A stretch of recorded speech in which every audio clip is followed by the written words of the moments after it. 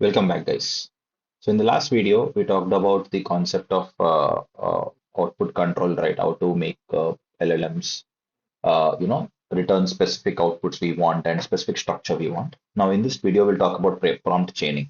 And the good thing is we already learned about this prompt chaining earlier. If you remember in our earlier lab, we talked about customer service agent where we say that okay, this customer service agent is doing three tasks, but we thought of dividing into three different LLMs calls. Like one is for sentiment, and second is for prompt template, and second is for category, and third is for final response generation. Like how did we divided a complex task into multiple subtasks? Similar way, the prompt chaining as well works as well. Okay, it's nothing but you're having a multi-step process and you don't want only one single LM to do that. You want to divide into multiple LM. So what you do, you will just take first, for example, in this example, if you say you're having a case where you want to create a content. Okay. So first, you don't directly ask LM to create a content. First, you'll start brainstorm. So you'll first divide the task into three parts. One is brainstorm. Second one is, the angle to like expand on the chosen angle on the chosen idea, and third is finally step two is outline.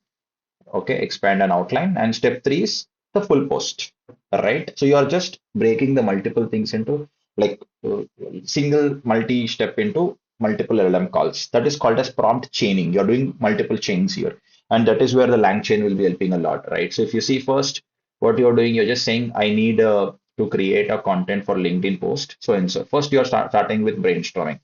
You're asking it to provide five unique angles. For each angle write a sentence. Okay, that is first step. Now you'll get this content, right? Now from this content, you'll say, okay, second step is expand on chosen angle. Choose a most compiling angle. So you're asking it to choose an angle on this provided. So second LLM. So you're just giving a second LLM. So you're just prompting in a second way. And finally, third one is just to write the full post. So like this, what you're doing is you're dividing the entire complex task into multiple subchains, right? That is what we talked about earlier as well, right? So this is called as prompt chaining. Okay, we already did it, but just one more example and a proper name. We are giving a proper name for that. Okay, so this is the idea. Then we'll do one real one use case, guys. So in this real world use case, you can see uh, we have so now actually.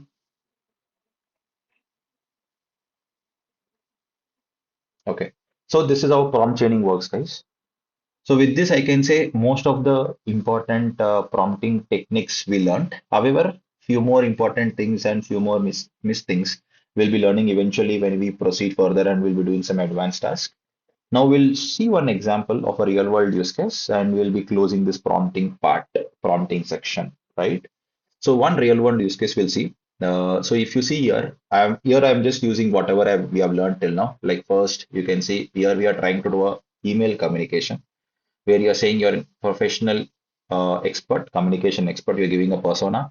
You're asking we are asking it to write a professional email with explaining about dynamically about situation, who is your recipient, goal, tone, key points to follow, format, and length, and everything. All the constraints we have given, all the instructions we have given. And here we have given the situation and we are expecting a professional email, right? So let's see the response. Yes, this is the response. So this is how you have to work with prompting techniques, guys. I hope these techniques will be helping you to write better prompts and using these techniques for different use cases. So eventually, once we proceed with the different use cases in this part of course, we'll be using these techniques a lot. Okay. And the key takeaways is always remember to follow this CTFC structure, context, task, format, and constraints. We learned about core techniques like rule assignment, few shot prompting, chain of thought, format control. And one important thing I want to say about prompting in terms of Gen AI perspective, like whenever you're working with any use case, okay, whenever you're working with any real-time use case, always remember you don't finalize your first prompt always. That is the first important thing. Okay, first you start with a like a prompt. Okay, you start with a sample prompt, or you say the first draft. We can say the first draft. Okay, generally. Then you will see how is the response. Now, based on the response, you have to go back and modify the prompt and again see the response. So I can say the prompt engineering is all about a iterative process. Okay. It's not like, okay, in first day itself, you'll be getting the best prompt or you'll be getting the first best result. Prompt engineering is all about the iterative process. You'll start with one process, you'll start with one prompt, and you'll go on iterating, iterating, iterating, iterating. Okay. Once you got a satisfied response with the prompt you have, then you can proceed for, final draft. All right. That is the idea. So till then, you'll just try changing something, changing the prompts and all those things. That is where the prompt engineering come into the picture. Okay, you'll go on changing. It's like prompt designing, prompt changing. Okay, so that is a one important thing. Okay, start simple and improve based on the results. That is iterative refinement. Okay, I guess you learned about these things in this particular entire sessions, right? Role assignment, few shot learning, chain of thought, format control, iterative refining, and prompt chaining. So I also listed some best practices. Just go through this. This is what we just talked, but I just listed here. So you can just look into this, and I also listed some resources. You can just go through this.